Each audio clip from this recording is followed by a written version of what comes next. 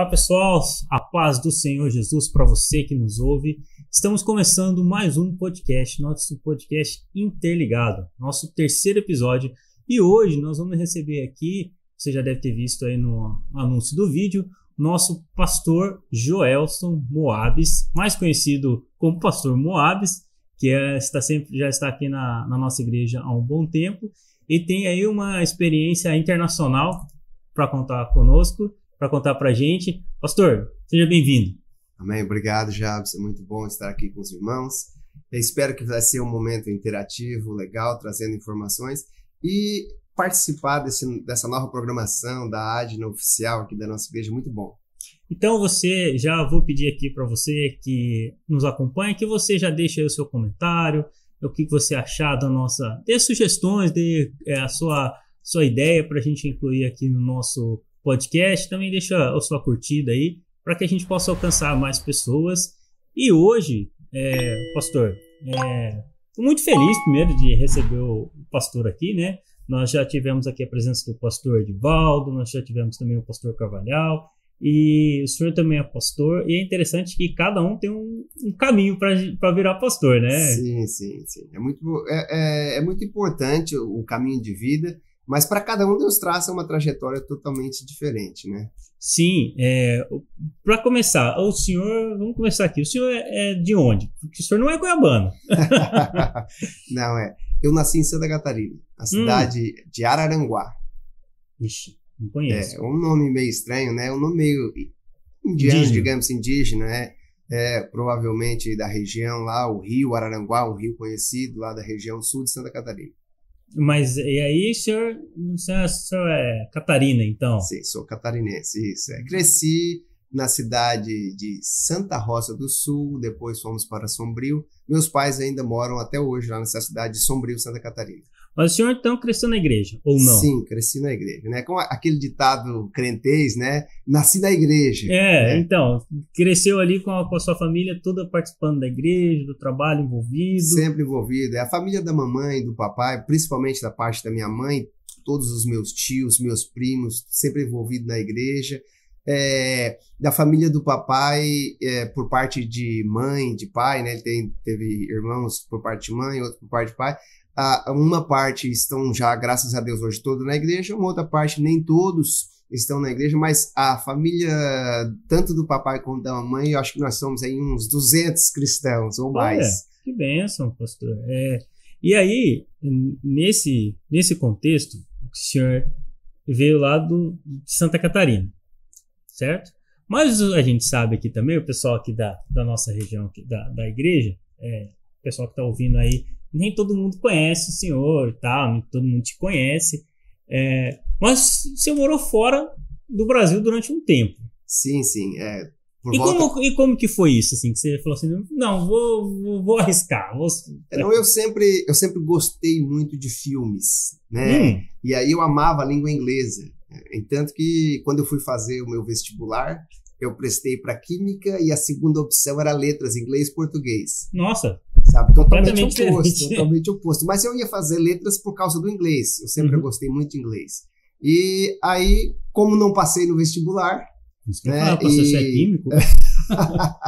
Não passei no vestibular e na época dificilmente estaria com a possibilidade de fazer uma faculdade particular, né? Então surgiu a oportunidade de ir para a América. Já tinha primos meus que estavam lá e juntamente com eles eu viajei para os Estados Unidos. E aí você começou então o seu trabalho lá secular, seguindo, crescendo. Trabalhava com o que lá? Sim, eu fui lá para tentar estudar, né? Sim. Mas acabamos nos envolvendo na área da construção civil, né? O meu irmão foi à frente, já tínhamos outros primos, depois a minha família, nós chegamos a ser muitos primos morando lá. E desde o começo, quando chegamos lá, com a maioria dos brasileiros que moram no exterior, trabalham na área de limpeza. Né? Então, o meu primeiro Natal, meu primeiro Ano Novo fora do Brasil foi trabalhando. Passei trabalhando, limpando o chão, banheiro e tudo mais. Até que o senhor permitiu entrar na área de construção civil, e aí é uma área que os brasileiros desenvolvem muito bem, e aí fui grandemente abençoado por Deus nessa área. E como que foi esse choque cultural aí? Que é muito diferente, né? Uma coisa que você vê, uma coisa que você passa férias, uma coisa que você vê na internet, vê na televisão, mas e aí? Você tá lá numa época que também a internet... Quando o senhor foi pra lá? Eu fui pra lá, eu tinha 19 anos. Então, o jovem, ele arrisca mais, ele gosta mais das coisas, mas o que é um choque você viver longe da sua família e você ter que trabalhar, como você falou, o glamour das telas e o que você vê é uma coisa, mas é diferente você ter que ralar lá e dormir no chão, dormir no colchão, fazer tantas coisas difíceis, até você adquirir os seus bens. Mas, como já diz, né, o slogan, The Land of the Opportunity, você tem aí a oportunidade, a facilidade de conseguir as coisas, mas com a bênção de Deus, tudo vai se encaixando. Porque assim, né, o senhor, mas vamos lá, então você foi para lá, tinha 19 anos, não tinha Jane ainda na sua vida. Na verdade, Jane é a esposa do nosso pastor. Sempre envolvidos na igreja, né? Chegamos lá, você tem uma igreja. Eu cheguei e fui direto do aeroporto para a igreja. Aí. Era um culto lá, normalmente, por volta das 11 horas até 1h da tarde. O normal dos americanos e das igrejas brasileiros e portuguesas que abrangem, né, e atuam nessa tradição. Fui direto para um culto, Assembleia de Deus, First Emmanuel Assembly of God. Aí o meu hello para todos vocês aí em West Hartford. Pastor Darli Leitão já estava lá, um grande amigo, e nos envolvemos ali com eles, e sempre estando dentro da igreja, foi surgindo outras oportunidades, amizades diferentes, e também um estilo de vida diferente, eu digo assim, para quebrar essa dificuldade de estar longe da família, você ter a família da igreja, é bem mais fácil. Eu já comentei aqui em outros episódios, né, nos primeiros episódios, que a gente mudou muito, né, minha família mudou muito. Quando criança, eu veio de Rondonópolis para Cuiabá, Cáceres, Mirassol, Manaus, e sempre a igreja que deu esse suporte de estar longe da família. Porque meus avós maternos moravam em Rondonópolis, e era o nosso ponto familiar mais próximo, em Rondonópolis, quando a gente morava aqui em Cuiabá. E aí, quando a gente vai para Manaus, e aí eles vão, depois de um tempo, eles vão de volta para São Paulo, porque afinal de contas só tinham ficado os dois aqui, né? E assim, Manaus você só saía de avião ou de balsa 7 dias na floresta amazônica, né? No meio da floresta. Transamazônica nunca, né? Foi completamente... Não tinha... Impossível transitar por ela.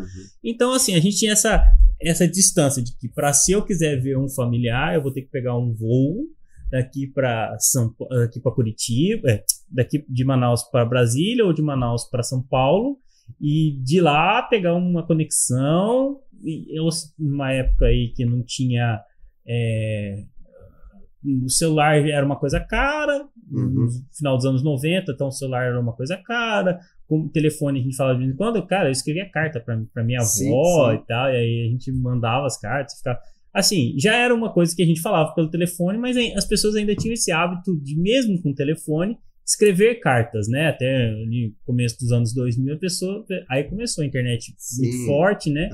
E aí, mas eu lembro disso, dessa dificuldade. Imagina você lá longe, né? E a minha família, a família dos meus pais, eles quase sempre, todos eles moram, a grande maioria ali próximos. Somos muito próximos. Tem alguns tios que moram aqui em Rondônia, em outros estados, mas a grande maioria mora lá ainda em Santa Catarina, na mesma cidade. Até hoje, minha mãe a maioria dos seus irmãos moram próximo. Papai também tem ali, o familiar muito próximo. E eles sempre achavam que a gente teria... É uma dificuldade, né?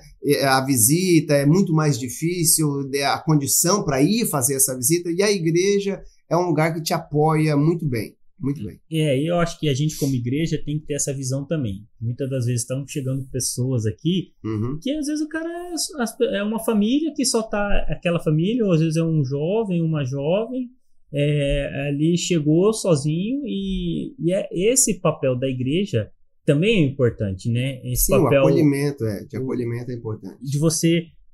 eu penso assim, no caso de uma imigração é mais forte ainda, né? Não, peraí, eu tô num país que as pessoas lá de fora ali, ou do meu lado, estão falando uma língua que é diferente da minha língua original, né? É outro país, é outra história. E aí, o senhor chegou lá, então já foi direto para a igreja, que é diferente o culto também, né? Sim, sim. E era principalmente que, a princípio, era uma igreja envolvida com muitos portugueses, e os brasileiros, com o tempo, eles dominam todo. Onde eles chegam, eles vão dominando, Brasileiro, né? É gafanhoto, a né? igreja que se tornou uma igreja totalmente brasileira, mas com muita participação dos nossos irmãos portugueses, alguns americanos. Uhum. Mas e como que era? Porque a gente tem aqui no nosso culto aqui brasileiro, normalmente assim, no domingo de manhã tem escola bíblica dominical, que tem ali um período de estudo e tal. Algumas igrejas não tem mais, mas a gente ainda preserva esse valor que eu sinceramente, eu sou apaixonado pela escola dominical, gosto muito, acho que é um momento extremamente importante a escola. E tem um culto à noite, que aí vai 7 horas e vai até as 9, 9 e pouco. Lá é um conceito um pouco diferente, né? É um conceito diferente, mas quando tem uma igreja brasileira envolvida junto com alguns americanos, o brasileiro ele tem a sua cultura, né? Então, é uma das coisas que muitas vezes dificulta até quando o brasileiro vai para o exterior, que fica muito no seu grupinho e ele tem dificuldade de aprender e se culturar, essa transculturação com outros, porque eles vivem... Tem pessoas que moram no exterior e não aprendem nem o idioma, sabe? Porque vivem, trabalham, moram com outras pessoas. Mas a nossa igreja, como era uma igreja Assembleia de Deus, né? Ligada amigavelmente à Convenção Americana, mas ainda ligada à Convenção Brasileira, nós tínhamos aí, então, hábitos brasileiros. Os horários de cultos eram os horários americanos, mas nós tínhamos a EBD, a princípio na igreja onde eu congregava, ela era no domingo à tarde, né? E aí tinha algumas dificuldades das pessoas voltarem domingo à tarde para a igreja, então decidimos fazer como algumas igrejas americanas fazem, fazer a EBD antes do culto. Então, mais cedo. Chega mais cedo, tem 1 hora e meia antes, nós temos a EBD, termina a EBD, tem um breakzinho e já vai para o culto. Mas isso na parte da manhã, né? Na parte da manhã, isso. Porque o americano é muito essa questão do dia, né? Ele é mais... É o dia do Senhor, é um dia da família, é um dia para estar com todos. Então, o americano tem o hábito de sair do culto e ir para o restaurante. Então, você vai nos restaurantes, é só crente, digamos assim, é aquele povo de igreja, festa. O pessoal sai da igreja e vai para os restaurantes. No domingo é o dia de curtir a família mesmo. Curtir a família, porque também o americano ele trabalha muito pesado de segunda a sábado, né? Ele não tem essa... digamos, no mínimo 40 horas todo mundo trabalha, né? Uhum. Não, mas aí então você chegou lá e começou com o trabalho envolvido na igreja. Sim, é uma das coisas que... como você cresce na igreja, né? Nós sempre fomos envolvidos, papai e mamãe nos incentivaram a tocar na banda da igreja e participar. Lá eu comecei a tocar, eu tocava trompete. Toco ainda algumas vezes. Quando eu cheguei aqui, eu toquei no WhatsApp, né? Eu lembro. Então, eu tocava trompete, participava na nossa igreja, o grupo de louvor da igreja era muito bom, muito participante. Claro, eu sei ler partitura, mas não consigo tocar de ouvido. Aí tinha uma dificuldade no grupo lá, com a ajuda do irmão Demas de Oliveira, grande músico, família abençoada, conhecemos lá nos Estados Unidos, e eles sempre me ajudavam ali, envolviam na igreja. Esse fato de se envolver na igreja, estar na EBD sempre e tudo mais, é uma das coisas que segura o jovem, porque eu fui para lá tinha 19 anos. E muitas vezes cresce numa igreja tradicional aqui no Brasil e os pais um pouco rígidos, você diz, não quero perder a oportunidade, quero fazer tudo que eu não conseguia, eu não podia fazer, a minha igreja não permitia, eu quero aproveitar a vida. Mas quando Deus tem um projeto, algo na sua vida, eu até estava conversando ontem com o pastor Henrique, aquele que Deus tem um projeto, você nem consegue não ser ou não levar uma vida de crente. Sabe, sim. Tentava ir nas festas, mas nunca consegui me adaptar, nunca consegui gostar de bebida alcoólica, nunca coloquei um cigarro na boca. Tudo isso Deus tem um projeto e um preparo, e por mais que muitas vezes levava uma vida um pouco não tão ativa na igreja, querendo aproveitar algumas coisas, mas o Senhor sempre trazendo para a igreja e mantendo que... As circunstâncias podem ser diferentes. Por exemplo, você estava aqui na cidade pequena, Santa Catarina, né? Eu não sei se já foi direto de Santa Catarina para lá, Sim.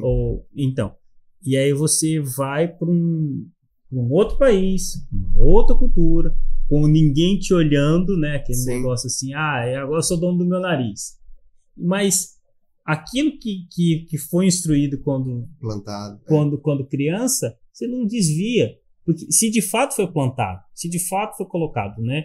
A gente já falou aqui em outras oportunidades sobre a importância do filho, né? Da gente, eu sou pai, o senhor é pai também, da gente transmitir a mensagem de Cristo para as nossas crianças. Não, hoje que as nossas crianças vão crescendo e elas vão chegando numa idade que você vê que eles vão querendo tomar uma independência, você vê a importância de você preparar eles para o mundo, né? E algo que eu e minha esposa, nós trabalhamos muito e temos aprendido, principalmente nesses últimos meses, é a importância de não apenas instruí-los a ir à igreja.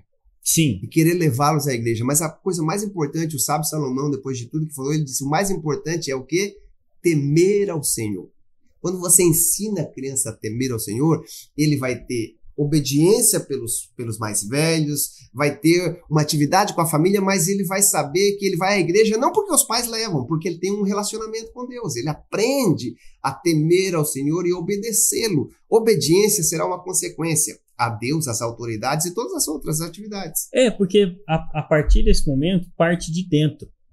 Eu entendo que assim, quando você de fato tem a sua fé fundamentada em Cristo, não você não preocupa se onde você está. A sua fé em Cristo e aquilo que você é, que eu acho que essa é o ponto, a identidade. Quem eu sou? Sabe? Que muitos jovens têm ali, adolescente, jovem, tem um pouco dessa dificuldade de entender quem de fato é. Mas quando você já teve, né? Davi, quando foi enfrentar Golias lá, ele não chegou do nada, vou aqui enfrentar. Não, ele já sabia da história dele. Ele falou assim, não, eu sei quem eu sou. Olha, veio o leão, eu matei o leão. Veio o urso, eu matei o urso. Porque ele saber quem ele é. E eu acho que isso é importante. Foi importante na sua vida nesse momento, com certeza, né? O fato de estar lá, todas as oportunidades para não estar na igreja estavam lá, né? E uma das coisas que o pastor Darli Leitão, o meu pastor lá na nossa igreja, a irmã Cone Conceição Leitão, nos ajudou muito, é que eles falam assim, esteja envolvido na igreja. Se você não estiver envolvido na igreja, facilmente você vai ser levado para as outras coisas. Então, nesse contexto firmado, então o senhor foi ali para os Estados Unidos com envolvido no trabalho, sabendo de fato quem era, né? Isso e por mais que lá você tem toda a oportunidade de se afastar de Deus, a igreja foi o que manteve essa direção e com a direção dos nossos pastores lá, sabiamente de sempre manter envolvido em atividade da igreja. E comunicando com eles, às vezes, essa dificuldade de se manter ativo, ele disse, olha, você precisa se envolver mais, porque quanto mais você se envolve na igreja, então, o que aconteceu? Eu estava na igreja todos os dias, era todo culto de jovem, era uma igreja como a nossa aqui em Cuiabá, que tinha culto quase que todos os dias. Quanto mais se envolve na igreja, menos dificuldade você vai ter de encontrar oportunidades longe da igreja, e isso ajudou, claro, na minha caminhada para chegar aonde eu estou hoje. Então, mas aí, pastor, nesse momento, o senhor já era obreiro? Como que é esse pensamento? Na verdade, eu nunca tive muito esse pensamento de eu queria ser cantor. Você quer ser cantor? Eu e minha irmã, nós cantávamos em congresso, festa, nós cantávamos, sabe? Hinos dos Voz da Verdade e tantos outros hinos. Eu cantava no grupo de louvor na igreja aqui em Santa Catarina, antes de ir para os Estados Unidos. Lá na igreja, nos Estados Unidos, eu cantava hino do Marquinhos Gomes e tantos outros, né? Até que um dia, uma desafinada num culto de domingo me levou a dizer que esse entendimento de que esse não era o meu ministério, digamos assim. Você deu uma... E aí eu mantive ativo na igreja, mas nunca pensei que este seria o meu chamado, a parte do ensino, a parte da palavra. Quem realmente entendeu e viu essa chamada na minha vida foi a pastora da nossa igreja. Ela viu sempre um envolvimento na escola dominical. E aí ela começou a me colocar para dar aula para os jovens. Então comecei dando aula para os jovens e ela era professora do seminário, tinha um seminário na igreja, tinha outro seminário em outras igrejas e ela me incentivou a fazer o seminário, mas eu era totalmente ascético quanto à leitura. Sim. Eu não achava que precisava estudar outros livros para ser um bom obreiro na igreja. Para mim é só a Bíblia, sabe daquele? A Bíblia já é o suficiente, tá? Eu nunca fui muito de que eu preciso de outros métodos, tá? E ela me tentava levar a buscar mais conhecimento. Você é uma pessoa que pega as coisas muito fácil. Você precisa investir. Mas eu achava que não tinha esse ministério ou essa chamada, sabe? E uma vez que ela começou a me incentivar a dar aula para os jovens, ela participava, chegou o momento que ela disse, olha, você vai ser não vai ter outro professor, é só você que é o professor dos jovens. Era uma igreja que não era tão grande, digamos, tínhamos lá os nossos 250, 300 membros, e o grupinho de jovens era uma mesa redonda, sim, sabe? Então tínhamos lá uns 15, 12 jovens que participavam, nem todos veio na IBD, e foi ali que eu comecei a ter um interesse, então, de buscar mais conhecimento para preparar para as aulas. E aí, nesse tempo eu já tinha conhecido a Jane, né? E antes, já, dando aula ainda não, mas através da Jane e da irmã Cone, né, nossa pastora, eu comecei então a entrar no seminário e fui fazer o curso teológico. Mas aí então o senhor fez o seminário lá? Lá nos Estados Unidos, sim. Mas o seminário, ele era nesse estilo que depende do estilo, né? Dedicação integral, você faz ele durante a noite, né? É um curso mais ou menos como muitos dos cursos que não seriam integral aqui no Brasil, digamos, um bacharel em teologia, onde você tira o seu momento para estudar. Mas o senhor continuava, então, paralelo no seu serviço sim, de construção, sempre mexi na construção civil, trabalhando, né, e estando envolvido na igreja, mas continuando no meu trabalho, sim. Muito brasileiro. Muito brasileiro, viajando bastante, sempre envolvendo nas igrejas, as atividades da igreja. Então comecei a me envolver nas atividades da igreja, onde tinha alguns seminários, onde tinha festa, a gente sempre estava participando, né. Mas o senhor morava onde lá? Eu morava no estado de Connecticut, né, na cidade de Hartford. Então eu morava em East Hartford, nossa igreja era West Hartford, próximo uma da outra. Sempre morei nessa cidade. Igual você falou, você teve um hábito a sua família viajava muito, mudavam muito. Ao contrário, eu já nunca fui de viajar muito, de mudar. Eu cresci numa cidadezinha, minha família mudou para outra e morei nessa cidade até ir para os Estados Unidos. Lá, cheguei num local, mudei para outro e fiquei até não estar mais lá. Então, nunca fui, e também igreja, nunca fui de mudar de igreja, graças a Deus. Eu até hoje tive 3 igrejas. Olha aí. A igreja onde eu cresci, outra lá, e voltei para cá e estou na Adna até hoje. 3 pastores. Né? Claro que aqui no Brasil tem o hábito da convenção mudar, você tem mais, mas foram 3 pastores de grande influência na minha vida. Então, aí lá nos Estados Unidos, então, que o senhor conheceu a Jane. Isso, Lá conhecida como Jane. A Jane, ela é aqui de Cuiabá, né? Não daqui, né? Ela é de Goiás, Anápolis, mas a família dela mora aqui em Cuiabá há muitos anos. Sabia que ela era de Goiás, não? Então ela trabalhava no banco e ela conhecia alguns irmãos da igreja. Muitos clientes da igreja aqui, né? Da Assembleia de Deus, eram clientes dela. E uma dessas clientes mudou para lá. E ela era muito amiga e convidou ela para ir lá. E ela já tinha ido uma vez. Eu a vi só na igreja lá e tal, né? E numa segunda ou terceira vez que ela voltou, foi quando eu realmente a conheci. Fomos apresentados e tudo mais. E aí o resto é história, como diz. Não, porque, assim, é interessante, porque a gente estava falando até, a gente já comentou aqui algumas vezes, né? Que os caminhos, né, que a gente lida, que a gente passa para... que Deus leva a gente, né? Porque, olha só, o senhor sai de Santa Catarina, vai para Hartford, Connecticut. Hartford, e aí a Jane sai A Jane mora aqui em Cuiabá, assim, é o interligados, né? Deus nos liga de certas maneiras que nós nunca imaginávamos. Algumas amizades, pessoas que ela já conhecia. Pra você ter uma ideia, nós estamos aqui há 7 anos na igreja, de volta aqui. Pessoas daqui da Adna e pessoas da igreja que já conheciam a Jane, ou que a Jane já conhecia antes de ela ir para os Estados Unidos. Sério? Sabe? Isso. E pessoas em que ela tinha uma ligação através do trabalho dela e tudo mais, mas que hoje nós nos conhecemos, estamos aqui na mesma igreja. Ela foi lá para visitar esta amiga, que o seu esposo trabalhava aqui no grande templo e tudo mais. E lá eu fazia parte da mesma igreja, a conheci, né? A história é muito longa, mas só para contar algo, essa amiga dela, então disse para mim, Moab, você não quer ir buscar a Jane lá no aeroporto, né? Eu já tinha conhecido ela só de vista, né? Eu disse, não, com certeza eu vou, tal, né? Simpaticão. E aí, no dia, meus patrões não me liberaram.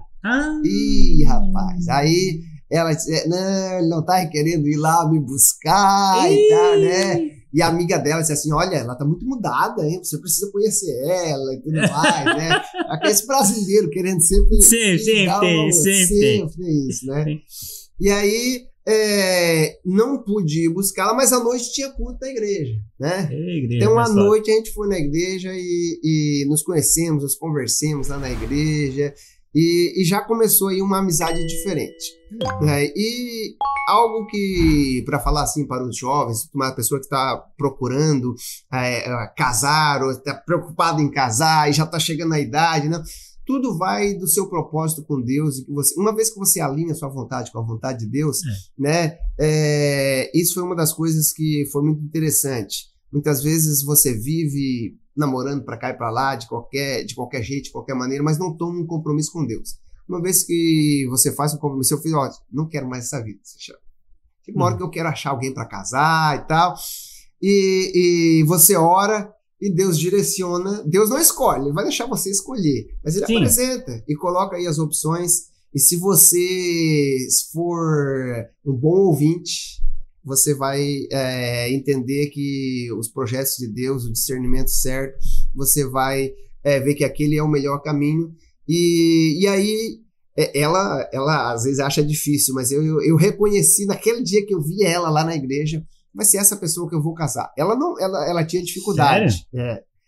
Nessa vez que falhou falhou a ida lá, buscar ela no aeroporto e tal. Aí à noite você chegou à noite falou... na igreja, sim, já, isso era dia 14 de setembro, sabe? Ela voltou de volta para cá no dia 27, eu nunca me esqueço porque era o aniversário do papai. Eu fui levá-la no aeroporto e quando...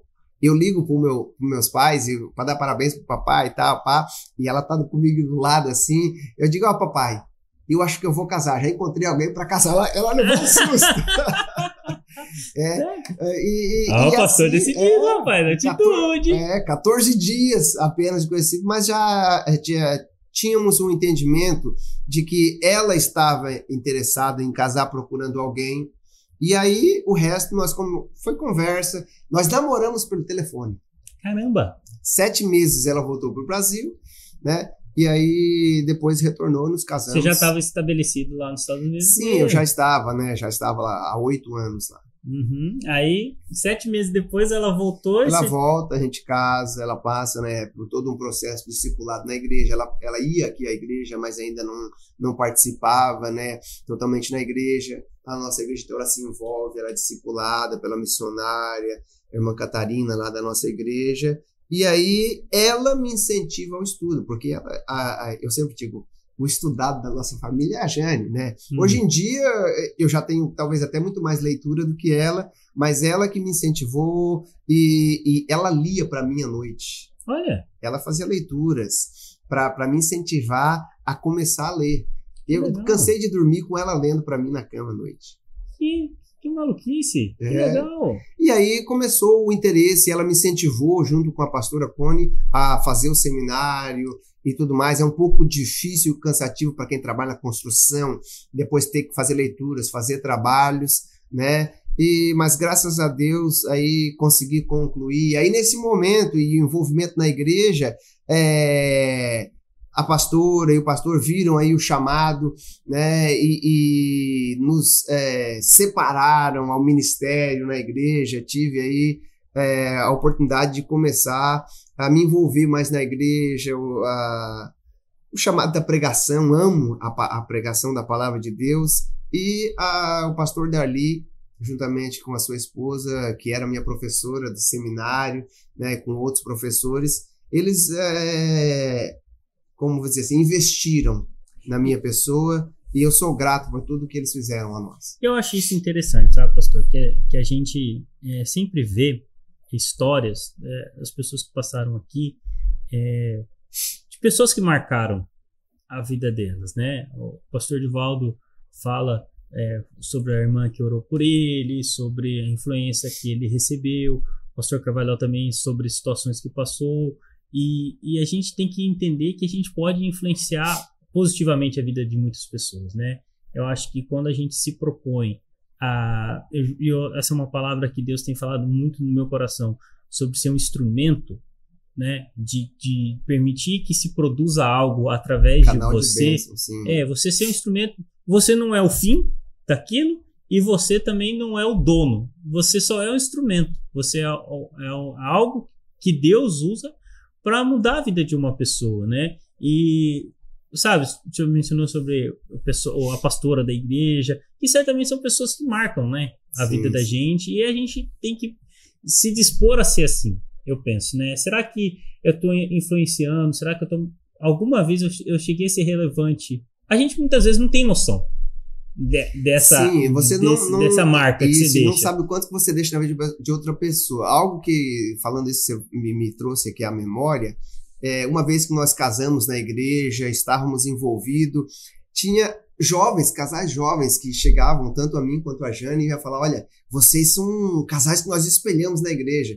Isso te dá um certo ânimo para você continuar, mas você vê da sua responsabilidade de você andar certo, viver bem, porque muito mais tem pessoas te olhando do que você imagina. E querendo ou não, sempre vai ter alguém que vai estar se espelhando em você. A gente tem que tomar um cuidado muito grande, porque ao mesmo tempo que a gente tem essa noção de que há pessoas que nos observam também, que a gente pode influenciar, também é aquilo que a gente tem que tomar cuidado, que a gente não pode depositar toda a nossa esperança e confiança em outra pessoa, porque de fato a gente é falho, né? A gente erra, a gente tropeça, às vezes a gente é mal compreendido, né? Às vezes você nem errou, às vezes você só foi mal compreendido por aquela pessoa, né? Mas a gente tem que se deixar entender que a gente é instrumento de Deus. Sim, na verdade, o instrumento, Javes, ele desafina. Sim.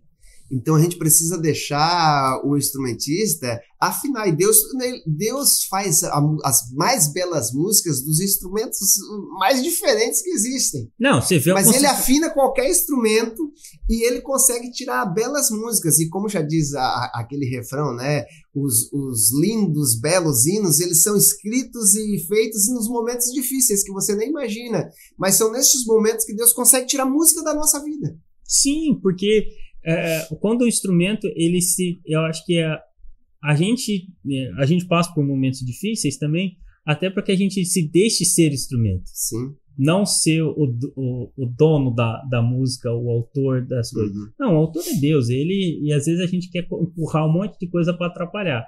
E Deus, às vezes, quer tirar isso, limpar e afinar. Deixar Deus nos usar. E afinar o instrumento é um momento... Você vai afinar um violão, é um momento difícil. É chato, né? Você fica lá afinando, tal. Você não tá o momento mais bonito daquele instrumento. O momento mais bonito dele é no momento que ele tá tocando. Mas ele precisou ser preparado, precisou ser alinhado para isso, né? E é isso, então, nesse contexto todo, o senhor foi lá, estava lá e a Jane foi daqui, o senhor já casaram? Nós casamos, foi algo rápido, né?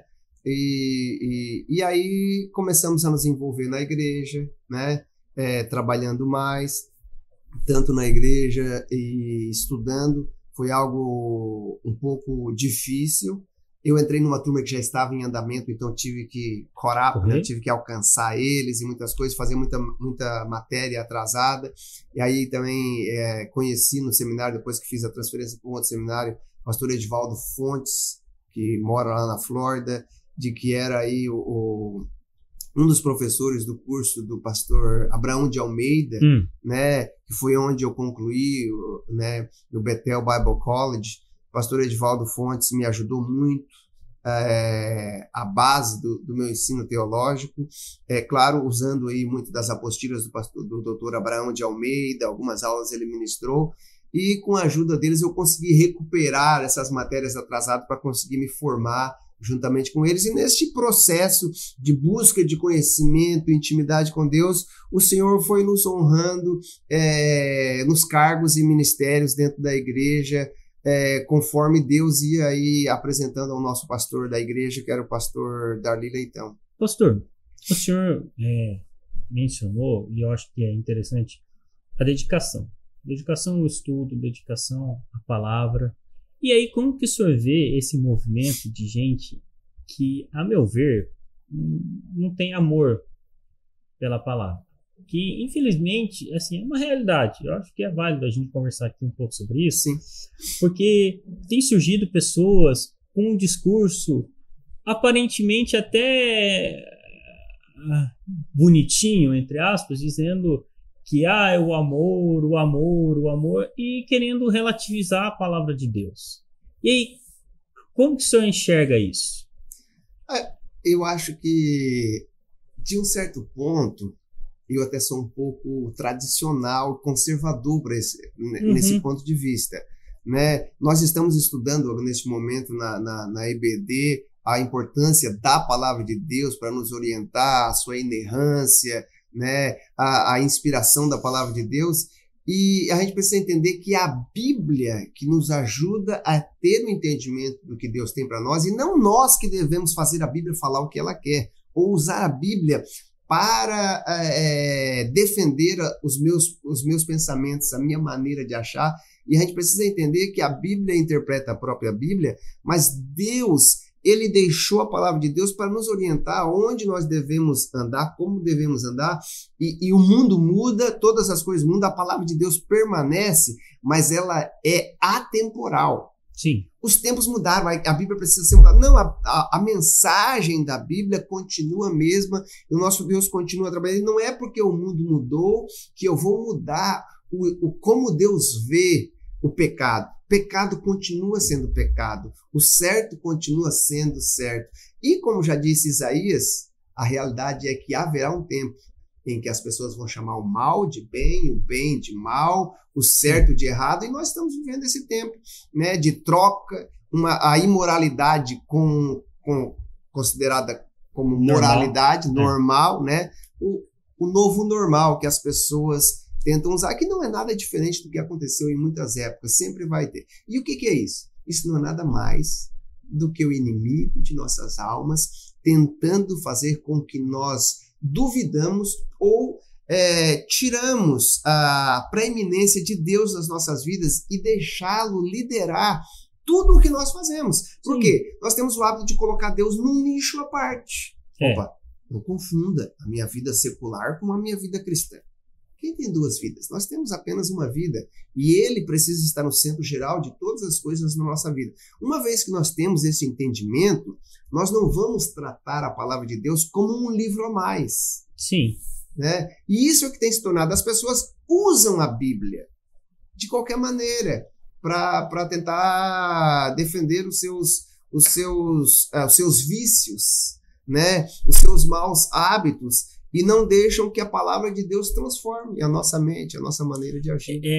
Só que sim, é interessante a gente pensar também que quando a gente começa a estudar a palavra de Deus, a gente percebe que Deus foi tão misericordioso que ele permitiu que muitas coisas acontecessem lá na igreja primitiva, lá nas cartas de Paulo, que se você for ver, está tudo repetindo.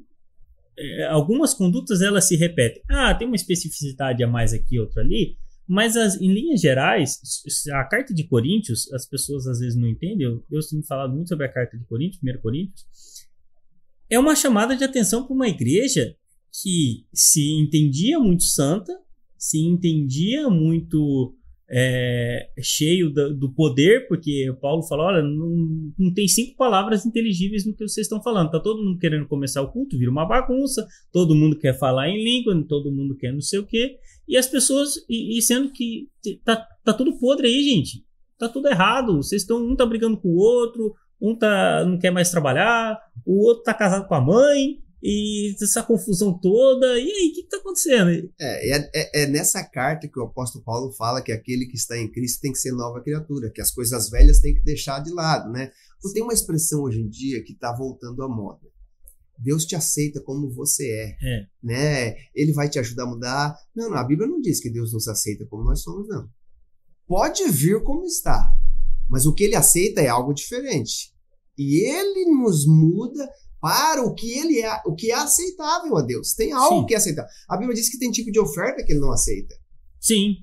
Então, era o que estava acontecendo em Corinto, né? O povo achava que Deus aceitava qualquer coisa, e o apóstolo Paulo precisa dizer para eles como é o tipo de culto que Deus aceita, né? Sim. Como eles devem usar os dons que Deus dá, como deve ser o estilo de vida que eles deveriam viver, e isso é algo que precisa ser uma realidade na nossa vida da igreja no momento.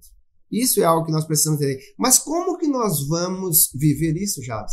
Se nós não damos a devida atenção à palavra de Deus, não tiramos tempos para estudar, não buscamos o estudo da palavra de Deus, nós não deixamos ela nos moldar. Davi já disse aí 1000 anos antes de Cristo, como que pode purificar o mancebo seu caminho? Como que pode? Analisando segundo a palavra de Deus. Por isso que Davi é esse homem especial da Bíblia, porque ele tinha um amor pela palavra de Deus e ele sempre disse, olha, Senhor, não estou dizendo que eu sou melhor que ninguém, mas eu amo a sua palavra, eu quero guardar ela no meu coração para que eu não venha pecar contra ti. Porque a gente tem muito... E a gente vê muita heresia, muita coisa errada sendo dita, e aí você vai confrontar, né? Fala assim, gente, peraí, isso aqui tá errado, isso aqui tá errado. Aí a pessoa fala assim, não, mas não é assim, porque meio que o tal do não pode julgar. Não é, a gente tem que examinar, a gente tem que olhar, tem que ver se aquilo que está sendo dito de fato corresponde à palavra de Deus, de fato é a verdade que Deus tem para nós, sabe? E eu já vi muitas pessoas assim, sofrendo, errando, saindo dos caminhos do Senhor, se desviando, né? Porque às vezes tem um entendimento errado, ou fala, aí você vai falar assim, não, peraí, cara, isso aqui não tá certo. Aí, não, você tá julgando, você tá fazendo não aceita ser corrigido, né? Não aceita ser orientado ou direcionado. E o que é isso? Falta de conhecimento da própria palavra de Deus, que nos diz da importância de entender que a palavra de Deus, além de ser inspirada por ele, ela é útil para o quê? Para corrigir. Tem momento para ser corrigir, para redarguir, para orientar a maneira como devemos andar, mas é ela que vai nos direcionar. Então a gente precisa buscar o quê? O conhecimento certo, buscar a orientação do Espírito Santo. Essa é uma dos temas que nós estamos estudando neste momento, como ler a Bíblia, como interpretar a Bíblia, como deixar o Espírito Santo, aquele que inspirou os autores, os escritores, digamos, a nos dar o entendimento correto, e como deixar que ela nos oriente a viver, não, e deixar do achismo, do eu acho, e o mundo tá assim, e tá dessa maneira, e se eu viver dessa maneira, você vai ser muito retrógrado, está voltando. E nós não estamos deixando a palavra de Deus nos moldar e nos orientar. Não deixamos que ele mude a nossa mente. E o que acontece? Estamos num mundo pós-moderno, mas muitas vezes estamos agindo completamente como o povo do passado, e às vezes até pior. E o que eu acho mais engraçado é que as pessoas acham que estão inovando demais, sendo que, na verdade, aquilo que acha que está sendo, estou inovando muito aqui, você, diferente de tudo que já foi, não, meu irmão, você está querendo ser diferente, exatamente igual, 4.000 anos de história, você está querendo fazer muitas coisas iguais, de formas, né, a circunstância é diferente, mas no sentido assim, o ser humano, a sua resistência, às vezes, né, naquilo que, não, eu sou dono da minha razão, isso, cara, a palavra de Deus, ela e eu acho que esse é o ponto da palavra de Deus, é você entender que ela te confronta em todas as suas certezas, nós vivemos numa época de novidade, todo mundo quer coisa nova, novidade e tal. Tem uma mensagem que eu ouvi muito tempo atrás do pastor Steve Furtick, que é o poder do mesmo. Nós queremos... Isso é mesmo. Desde que eu sou criança, eu ouvo essa mesma coisa. Mas olha só, o que gera mudança na nossa vida é a repetição daquilo que é correto e certo. É o poder do mesmo. Você quer que os seus músculos cresçam? Você precisa repetir o mesmo exercício várias vezes. Vai gerar mudança há muita atividade A do persistência. mesmo, a persistência naquilo que é certo, claro. Sim. Se você fazer o exercício errado, você pode ter um problema na sua postura e tudo mais, mas a gente precisa aprender que tem certas atividades e constância. Foi o que Jesus Cristo disse: se vocês permanecerem em mim, continuarem em mim, e as minhas palavras continuarem em vós, vocês vão ter uma opção de uma mudança que o Pai pode liberar você, mas é a persistência, a permanência, este momento de continuar nele, porque de nós mesmos não temos nada, não podemos, precisamos dele, somos dependentes dele para tudo. E isso é uma coisa que às vezes as pessoas não entendem, e o Evangelho, ele é para mostrar que a gente não é merecedor. Primeira coisa, quando você vê o plano de salvação, um Deus poderoso, santo, perfeito, pleno em si, e que ama a cada um de nós de uma maneira que ele é capaz de entregar o próprio Filho para buscar aqueles que estão ali, que nem queriam nada com ele não queriam um relacionamento. Aí ele permite que o seu Filho venha, Jesus Cristo vem, entrega a sua vida, né, para nos... Por isso que a gente não tem como amar Deus sem ele não nos amar primeiro, né? E isso é uma mensagem do Evangelho muito maluca, porque não tem nada que eu possa fazer, e às vezes isso a gente canta em determinadas músicas, que vai surpreender aquilo que Deus sabe de nós. Sim, nós pensamos muitas vezes que nós precisamos fazer uma coisa para conquistar a Deus. Exato. E nós não entendemos que ele já nos conhece. Ele sabe quem nós somos e ele nos ama do jeito que nós somos. Ele quer nos mudar? Sim, ele quer nos mudar. Mas ele já sabe as suas imperfeições. Sim. Ele te amou do jeito que você é, querendo que você aceite o dom que ele tem. E por quê? Por que nós não conseguimos mudar? Porque a nossa posição perante um Deus santo, um Deus que exige certas coisas de nós, não tem como nós nos aproximarmos dele dessa maneira, porque a Bíblia diz que os nossos pecados é que fazem essa separação entre nós e Deus. Mas nós muitas vezes não estamos aceitando o caminho e o dom de Deus por meio de Cristo para nos aproximar dele, porque continuamos aí intolerantes, achando que podemos fazer alguma coisa para surpreender a Deus. O apóstolo Paulo, eu gosto muito do texto Romanos 5:8, ele diz assim: olha, quando éramos ainda pecadores, ele nos amou. Não é quando nós melhoramos, não. Ele nos amou pecadores e nos entregou o seu Filho para nos dar essa oportunidade de estar com ele. Ele disse assim: muito mais não nos fará ele agora por nós quando estamos em Cristo. Nós gostamos dessas coisas que Deus faz por nós, mas é por aqueles que estão em Cristo, que já aceitaram, já entenderam a necessidade de estar em Cristo e precisar dele para se aproximar de Deus.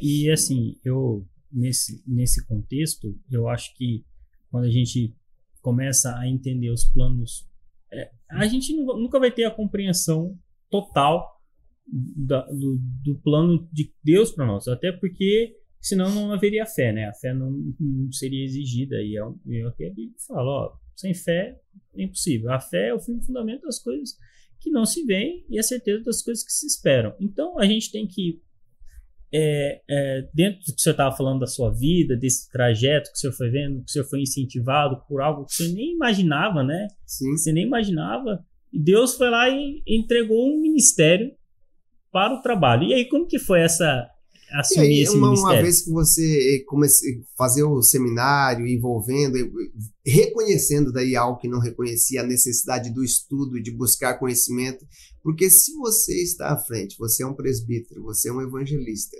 você sem entender, na grande maioria, a visão ou aquilo que Deus revelou ao seu pastor, ao seu líder, que viu o chamado na sua vida, você muitas vezes não entende que ele viu o chamado, mas quem tem que se preparar é você.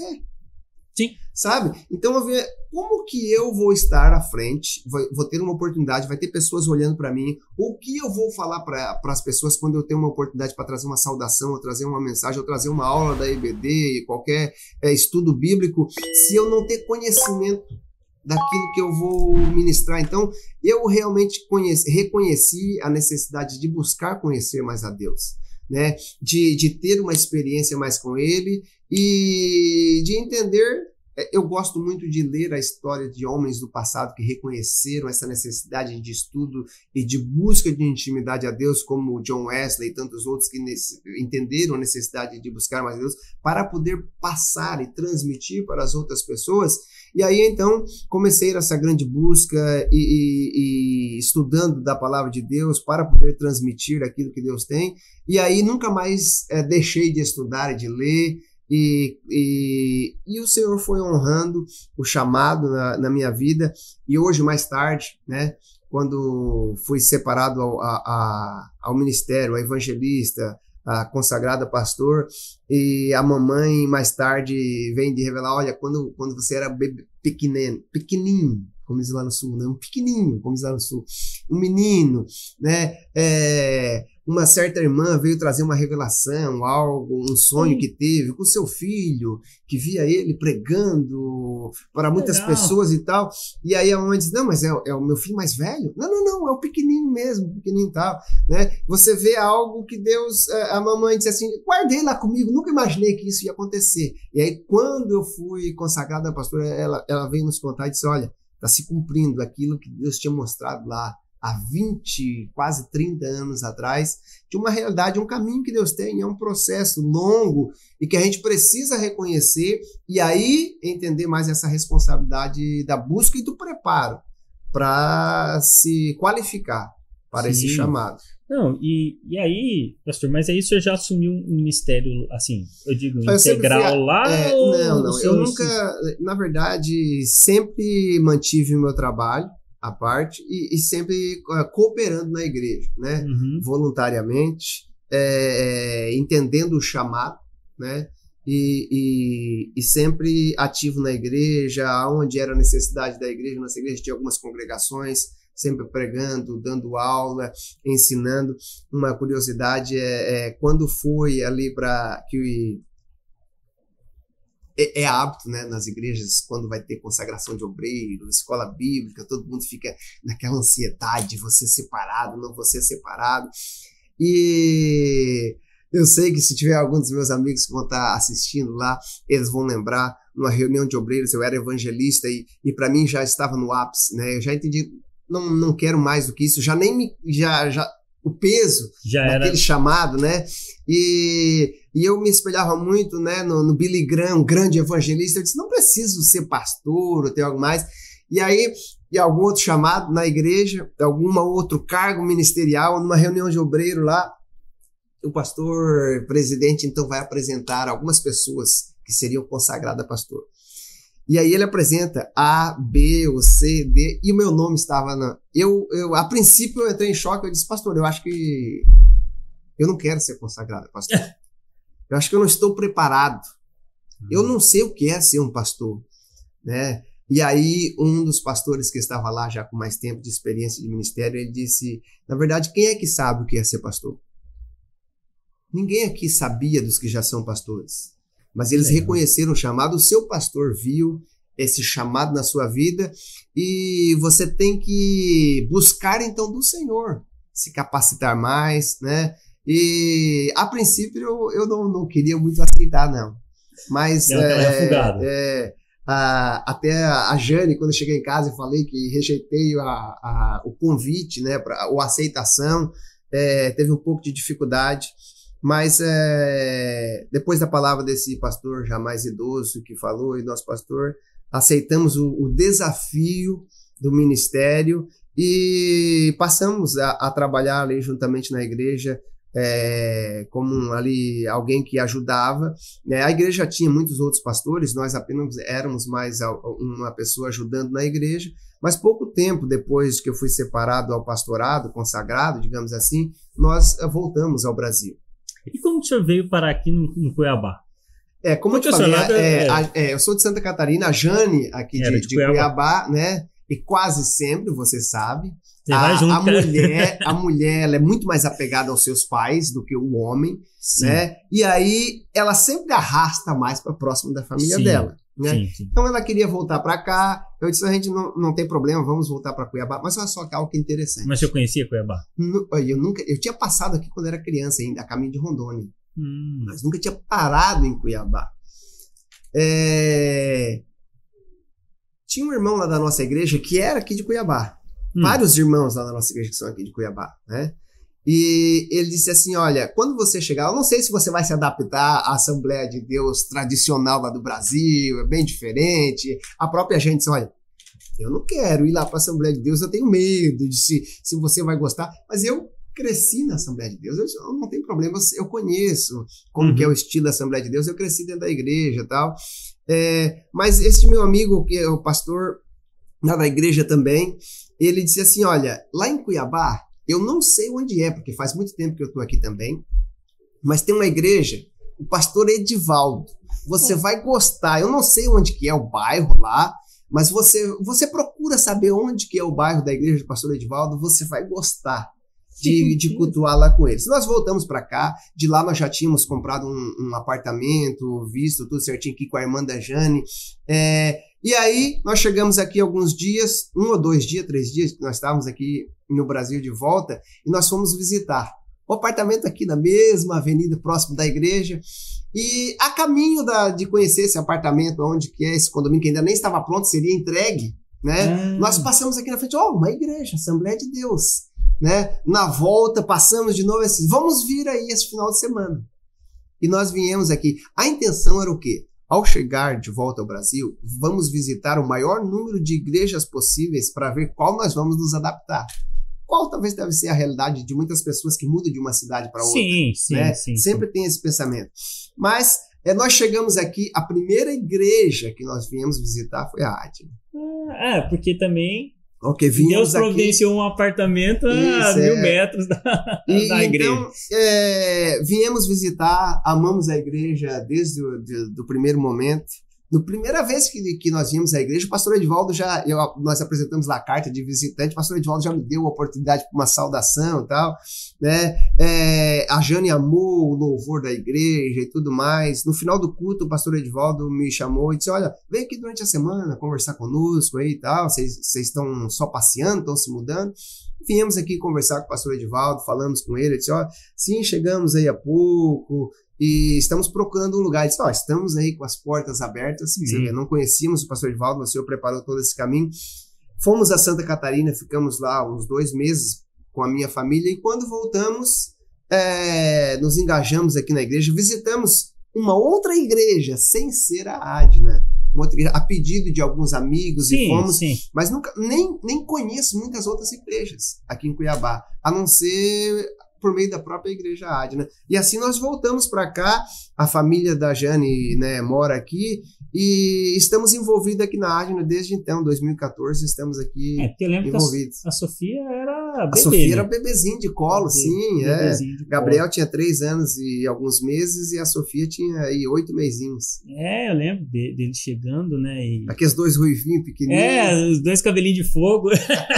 E eles mantêm, né, o cabelo ruivinho, bem firme, né? Eu acho... Os seus meninos também são... A Sofia ainda tá com o canal? Como é que tá? Sim, eles têm um canal, né? Graça Redentora Kids, tem vários vídeos de música, história bíblica, né? O Gabriel agora quer fazer um canal próprio dele. Porque... ele gosta muito de cubos e tal, e ele quer tocar e né... Tem um canal aí, Gabriel Natan Oficial. Olha, procure aí, pessoal. Já se inscreva lá. São crianças abençoadas, muito envolvidas na igreja. O Gabriel já está aí, né, cooperando na área da comunicação. Quantos anos? Ele tem 11 anos. Envolvido já na igreja, ajudando aí o pastor Jairo nas filmagens, na comunicação. Graças a Deus, nós estamos aí envolvidos na área de teologia da igreja, né, professor, envolvido na EBD. É algo que faz parte da nossa vida, estar envolvido com as coisas de Deus na igreja. Pastor, mas então quando o senhor volta para o Brasil, que aí o senhor fica em dedicação mais ao ministério? A intenção eu sempre falei com Deus, o homem faz os seus planos, né? Tenta encaixar. Eu não quero ser um peso para a igreja, nunca quis ser um peso para a igreja. Senhor, eu quero ter a minha renda à parte e me entregar para a igreja. Sim. Não quero ser aquele pastor que vai estar lá dependendo, vendendo seu DVD, o seu livro na porta da igreja. Irmãos, compre. No entanto, que a minha família é uma família de vendas e eu nunca fui de vender, eu não gosto eu tenho dificuldade com venda, Sim. sabe? De eu ficar oferecendo. Mamãe e papai nunca me deixaram eu ficar no comércio porque eu não tinha paciência para oferecer. Assim, o quer, se não quer, não leva. Né? Você não pode ser um vendedor dessa maneira. Desse jeito, Então, eu também tinha falado com Deus, eu quero ter possibilidade de ter uma renda para então servir a igreja. Claro que acabamos voltando para o Brasil antes de poder ter essa renda, mas temos aí um aluguel que nos ajuda. Preparo. O Brasil não é nada, né? Apenas um salário aí. Mas começamos, ao voltar para cá, nos envolvemos na igreja. Eu sou professor de teologia, né? Aí fiz a convalidação da minha formação de lá aqui. Depois eu fiz um mestrado em aconselhamento pastoral. Terminei agora há pouco tempo segunda formação em sociologia, então estou envolvido na área do ensino teológico, dou aula em vários seminários, mas o pastor Edivaldo disse, olha, você quer estar nos ajudando? Na época tinha aqui o curso do bacharel, estamos voltando aí com as aulas, mas comecei a participar, dando aula aqui no curso do bacharel da igreja. A igreja então começou a me dar uma ajuda para estar envolvido. O pastor Edivaldo nos convidou a fazer parte da educação cristã da igreja, nos envolvemos, totalmente diferente você vir de uma vida onde você trabalhava muito e se envolvia na igreja, para um momento onde você se dedica à igreja, não diga assim para depender totalmente da igreja, depender de Deus. Sim, né? sim. E Deus não deixa faltar nada. A minha esposa, a princípio, tomamos pela opção de ela ficar com as crianças. Ela continuou estudando, fez também o curso de bacharel em teologia aqui na igreja, na ADNA. Hoje ela está cursando psicologia, né? Sim. Psicanálise aí, clínica, ela já está trabalhando nessa área. Mas a nossa dependência e a parte do integral que você tem que dizer, eu tenho me dedicado à igreja, né? Muitas vezes até penso, não, vou deixar a igreja para lá, e vou buscar ativar a minha profissão, né, de carpintaria, construção e tudo mais, mas a minha esposa sempre tem me orientado, olha, fica lá na igreja, Deus não tem deixado faltar. Se for faltar, o Senhor vai abrir as portas. E então, nós temos aí uma bênção que Deus nos apoia com esse aluguel que nós temos lá de Santa Catarina, mas a igreja nos ajuda e Deus não tem deixado faltar. É porque assim, pastor, o que eu estou querendo entender, assim, que o senhor compartilhe conosco, é porque tem muitas pessoas, muitos jovens, que têm o desejo no coração de seguir uma vida ministerial exclusiva, dedicada exclusivamente. E não é uma coisa fácil. Sim. Porque as pessoas, fora essa questão da remuneração, eu digo assim, é um trabalho muito difícil. Porque, a dedicação, sim. Porque, assim, é algo muito difícil, porque, por exemplo, o senhor falou, eu trabalhava fora, né? E aí eu ia para a igreja. Querendo ou não, você tem ali uma quebra de ciclo, né? Eu tenho o meu ciclo de trabalho e aí tem o pessoal da igreja, que às vezes é um momento que eu fico mais à vontade com os meus amigos e tal. Quando se é pastor de uma maneira integral, você não tem esse segundo momento. Você tem ali a igreja e isso pode, de determinada maneira, se isso não for bem administrado, gerar ali um desequilíbrio, né? Sim, um desequilíbrio, um conflito. Muitas vezes, principalmente a parte, será que Deus vai conseguir me manter? E porque assim, você tem a sua família, você tem os seus projetos, você tem os seus sonhos, e muitas vezes você fica naquela, será que Deus vai me manter só ali, como diz o nosso pastor Edivaldo, da cordinha, né? E daquele jeito, não. Pessoal, mas Deus, ele sabe os seus meios, né? Me envolvi na área teológica, e dou aula em outros, vários seminários aqui, dei aula no Seminário Batista, Seminário Metodista, em outros seminários aí independentes, né? E o Senhor sempre tem mantido essa parte de você se entregar para Ele, que Ele cuidar dos seus. Sim. E não ter deixado ter a falta, mas muito mais do que... É algo que Deus tirou do meu coração. A Jane, às vezes, ela até tem essa dificuldade que eu digo, o amor por ter muitos bens e tantas coisas, o Senhor tirou um pouco, eu não estou tão apegado mais a essas coisas. Graças a Deus, Deus permitiu o momento em que estivemos fora de ter alguns bens. A gente sabe da dificuldade que é no Brasil, essa parte de viver integral, ou muitas vezes de viver de uma imagem, de que eu preciso ser aquele pastor, pregador, e que anda para lá e para cá, e que tem uma agenda muito cheia, e que tem um cachê que ganha, e isso e aquilo para pregar. E a gente vê a tradição da nossa igreja, o estilo diferente de você se entregar, né? E não tá ali simplesmente para querer receber, mas se doar. E quando você se doa, o Senhor não deixa faltar e Ele cuida. Mas não é apenas, Deus não nos abençoa apenas no gota a gota. Sim. Né? Deus, Ele é poderoso. E quando você se entrega, Deus faz multiplicar da onde você nem imagina. De sair de um salário 10 vezes muito mais do que talvez poderia ganhar aqui no Brasil, do que ganhávamos lá fora, para estarmos aqui, e nem por isso Deus deixa faltar e sustenta e mantém essa vida. Não, e o ofício, né, eu digo assim, a questão do ofício é muito diferente, né, porque, por exemplo, eu trabalho, né, num órgão público aí. Então eu acordo, taraná, vou lá pro órgão, faço as coisas que eu tenho para fazer ali, eu já sei mais ou menos, e aí, beleza, ok.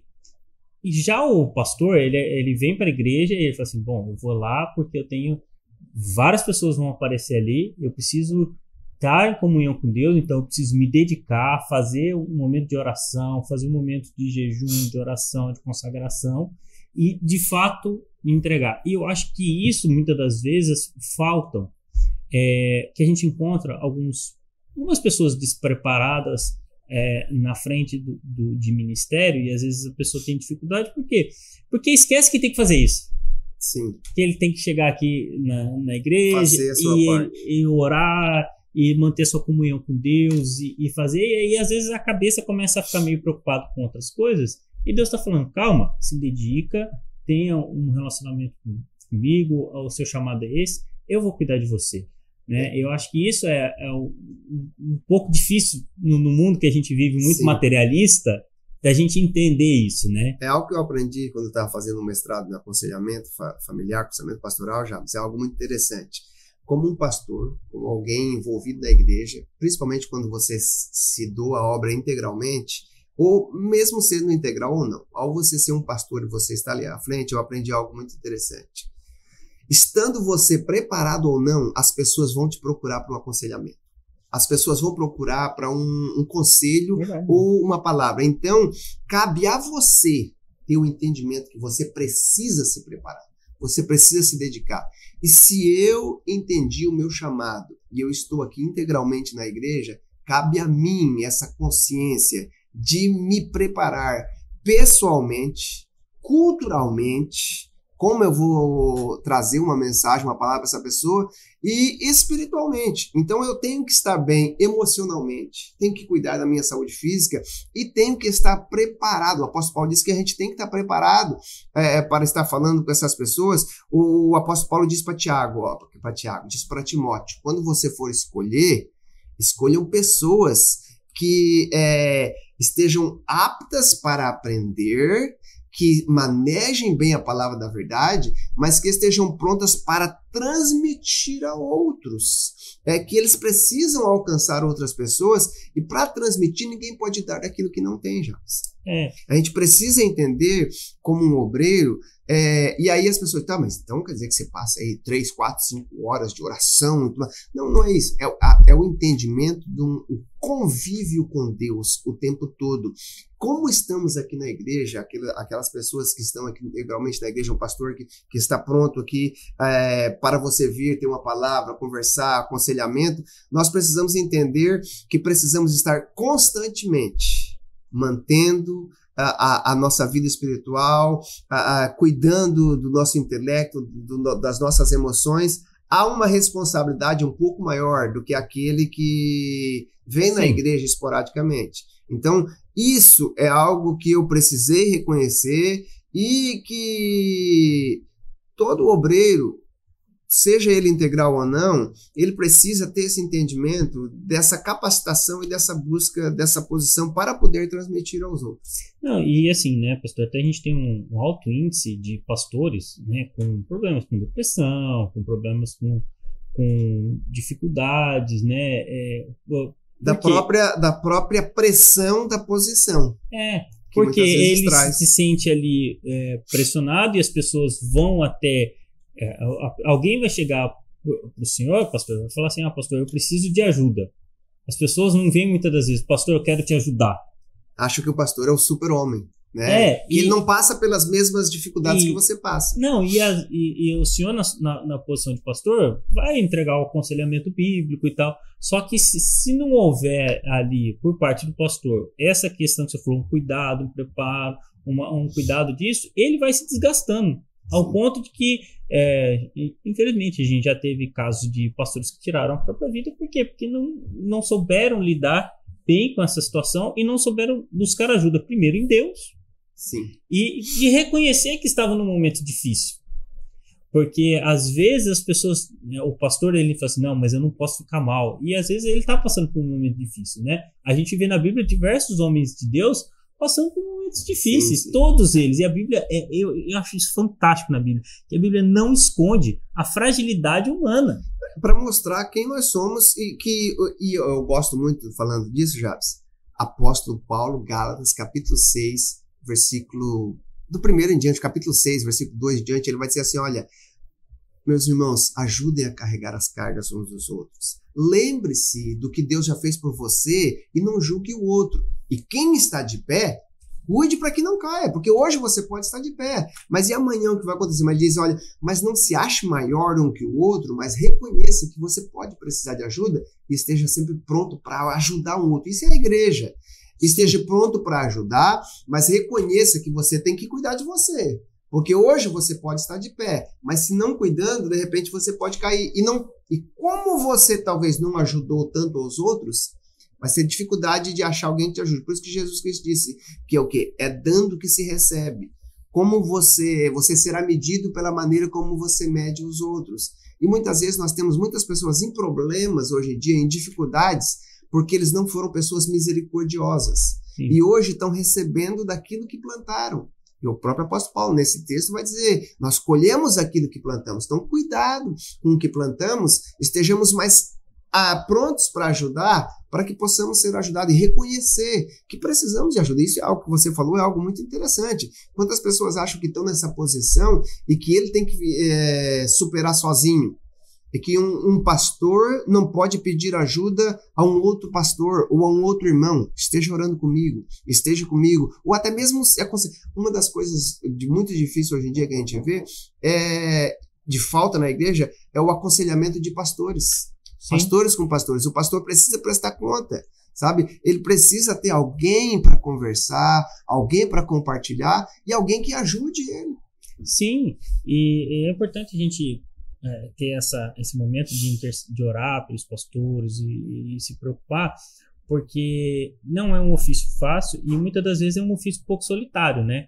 Porque às vezes o pastor está cercado de gente, mas ele tem muitas pessoas ali que estão ali do lado dele porque quer uma posição na igreja, porque quer um negócio, porque isso, porque aquilo. E é difícil, às vezes, o pastor ter uma amizade sincera. É igual o cara que é muito, muito famoso, digamos assim, né? É difícil o cara ter uma amizade sincera. Por isso que a gente vê jogadores, por exemplo, que saem da favela, crescem, vão pro mundo, ficam, mas ele quer voltar lá pros amigos dele lá da favela. Por quê? Porque muitas dessas amizades que apareceram no caminho não são genuínas, né? E a vida do pastor, ela tem esse dilema, né? De entender que, olha, principalmente quando você é um líder de um ministério, de um trabalho que cresce, que se desenvolve, você tem ali algumas pessoas que, infelizmente, né? Essa é uma realidade que a gente não pode negar, que estão ali não por amor ao pastor, mas por amor a algo, a um cargo, alguma coisa assim. E às vezes a vida do pastor acaba ficando um pouco solitária nesse sentido, né? Por isso a importância de aqueles que estão no ministério e todos aqueles que se envolvem na sua vida, suas amizades são muito importantes. Sempre estarmos buscando pessoas que nos aproximam mais de Jesus. Sabe? Se a pessoa não quer te aproximar de Jesus e aquilo que ele te convida sempre é para te afastar de um relacionamento maior com Jesus, isso não é um verdadeiro amigo. Sim. Né? O verdadeiro amigo, ele sempre te leva para perto de Deus. Eu sempre gosto quando falar dessas amizades, dessa importância do cuidado do pastor, que muitas vezes o pastor pode estar passando por dificuldade, os 4 amigos que levaram aquele coxo até Jesus. Né? Aquele aleijado não tinha quem o pudesse ajudar. Aqueles 4 amigos ajudaram, mas eles não só levaram ele para perto de Jesus. nós já trouxemos você até aqui, mas a casa está cheia, o que vai acontecer? Vamos deixar você aqui ou vamos levar de volta? A gente tentou. Não, eles foram até as últimas consequências e queriam levá-lo até a presença de Jesus. E o que é lindo, que a Bíblia diz que Jesus curou o amigo deles porque viu a fé deles e a atitude deles. Mas a alegria de ver a cura do seu amigo também serviu de bênção na vida deles. E isso muitas vezes que falta na vida do ministério. Focado no meu ministério, eu tenho dificuldade de ajudar o outro pastor, o outro obreiro, porque eu estou só focado em mim e não entendo que a vitória dele é a minha vitória, que todos nós seremos abençoados, né? A Bíblia diz, ama um amigo e na necessidade nasce um irmão. Às vezes aquela pessoa pode ser quem vai te ajudar muito mais do que um familiar. Então, é importante estarmos entre amigos ajudando, e esta amizade de pastores e de obreiros na igreja precisa ter. Muitas vezes o que nós temos na igreja é uma competição, como você falou, para galgar aquela posição. E isso é algo que a gente aprende aqui na igreja com o nosso pastor, que é isso de nós entendermos que somos apenas canais, não precisamos estar à vista, sabe? O Senhor é que precisa aparecer. E uma vez que nós entendemos isso na nossa vida, Deus automaticamente nos coloca em evidência, sem nós querermos estar em evidência. Eu ainda quero trazer aqui, mas tem um irmão aqui da nossa igreja, né, que ele era juiz e depois desembargador, presidente do tribunal do qual ele pertencia, e sempre foi um cara muito tranquilo na nossa igreja. Nunca, eu preciso me sentar em determinada posição de destaque. Eu aprendi muito com ele, que eu olhava assim para ele e falava, cara, a igreja, eu acho assim, o fenomenal da igreja é que fui diácono, né? E aí quando diácono, a gente tinha para servir a ceia, nós estávamos ao lado um pedreiro, um eletricista, um servidor público, um desembargador, vendedor, e todos nós ali fazíamos parte do quê? Do ministério, da igreja, do corpo de Cristo. A igreja é onde o gerente do banco serve com o porteiro lá, o guarda, né? Todos juntos. Uhum. E sabe, isso é muito legal do evangelho. Você entender que não é por quem eu sou, não é por mim, é por Cristo. A causa de tudo é Cristo. Então, quando eu entendo que Cristo é a razão da nossa vida e da nossa existência, nenhuma posição ou cargo ou qualquer coisa minha tem relevância. Eu estou pronto para servir. Porque a causa é Cristo. O corpo, a razão de tudo é o amor de Jesus Cristo por nós, o sacrifício que ele fez na cruz por nós, sabe? E eu acho isso assim maravilhoso do evangelho, né? Você entender que ele te alcança, mas não porque você merece, mas ao mesmo tempo que eu não mereço, eu olho pro cara, e isso é uma loucura pro mundo, né? Fala assim, o fulano não merece ser salvo. Realmente não merecia, mas eu também não merecia. Sim, sim. Né? Essa é uma das coisas que muitas vezes as pessoas tentam e não entendem, e dizem, porque quando você chegou de volta no Brasil, por que você não aproveitou? O pastor que veio de fora, sabe, achando que isso é você se aproveitar para querer ganhar um ganho, algo a mais. Você não entende que nós somos servos, estamos prontos para servir, independente da posição, estamos aqui para servir, para somar, para multiplicar, no que for, e não precisamos aparecer, desde que Deus apareça na nossa mensagem, na nossa vida. Se estivermos em evidência, amém, se não estivermos, não tem problema, desde que Cristo apareça. Se for para ganhar 50, 200, 1000 pessoas, mas se for para conquistar uma e manter aquela uma pessoa, o seu ministério precisa ser feito com amor, para o Senhor. É Ele que sabe o que precisa ser feito, e a sua dedicação é que vai fazer com que Ele te use mais. Sim, para o seu reino. É aquilo que a gente já falou aqui algumas vezes, né, nessa mesa aqui, que a gente ser instrumento, né? Um instrumento qualquer, ele vai reconhecer o valor naquilo que sai dele, não vem dele, e também não tem nele o instrumento. Sim, você é um canal, vai passar por você, por meio de você, mas aquilo que passa vai ser para servir outro, o outro, você vai ouvir também a música que Deus vai fazer. Eu gosto de falar sobre isso, Jabs, é algo muito interessante. Eu sei que o nosso tempo já está bem corrido, mas olha só, Davi, você falou de Davi, do instrumento, e Deus usar Davi lá, Deus já tinha usado antes, como que Deus iria usar um menino para derrotar um grande gigante? Davi, na verdade, foi um grande instrumento naquele momento. E sabe o que é interessante? Antes daquele momento, Deus já tinha usado ele de várias maneiras. Mas você lembra que a Bíblia diz que depois que Saul desobedeceu a Deus, o espírito mau vinha o oprimir e ele precisava de alguém para tocar? Olha só que lindo. Aonde que ficam os melhores músicos? Nos palácios, nos grandes lugares. Mas eles precisavam trazer um menino lá do campo para tocar, e quando este menino tocava, o espírito mau saía. Por quê? Porque ele era um instrumento que deixava ser usado por Deus. E eu sempre digo, olha, no momento certo que Deus precisou de alguém como ele, Deus usou ele para tirar o espírito mau através da música dele que estava na vida de Saul. E quando foi para derrubar o gigante, Deus também usou aquele mesmo instrumento de uma outra maneira quando ele se colocou à disposição de Deus. Deus faz músicas lindas sair através da nossa vida quando nós nos colocamos à disposição. E muitas vezes diz, mas eu nem merecia estar aqui. Não, como você falou, nós não merecíamos. Poderia fazer com outro. Muitas vezes até um outro instrumento poderia fazer uma música melhor, mas ele está desafinado. Nossa, ele não está limpo. E eu vou pegar esse violãozinho simplesinho, vou fazer música linda, porque o compositor dos compositores, né, o músico dos músicos, que é Deus, ele usa qualquer instrumento e ele faz aquilo que o apóstolo Paulo disse. Ele gosta de fazer os que não são, usar os que não são para confundir os que são, para que a glória seja dele. Pastor Moabs, quero, né, agradecer a sua presença aqui. O senhor está com um livro, né, que o senhor escreveu aí, e eu queria, se o senhor falasse um pouco do seu livro e também para a gente...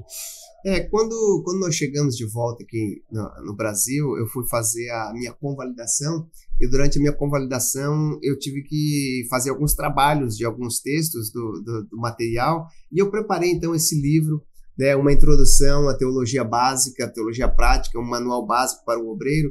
Temos aqui umas 13, 14 matérias que são tratados num curso teológico de uma linguagem simples, prática, para aqueles que gostariam de estudar a palavra de Deus.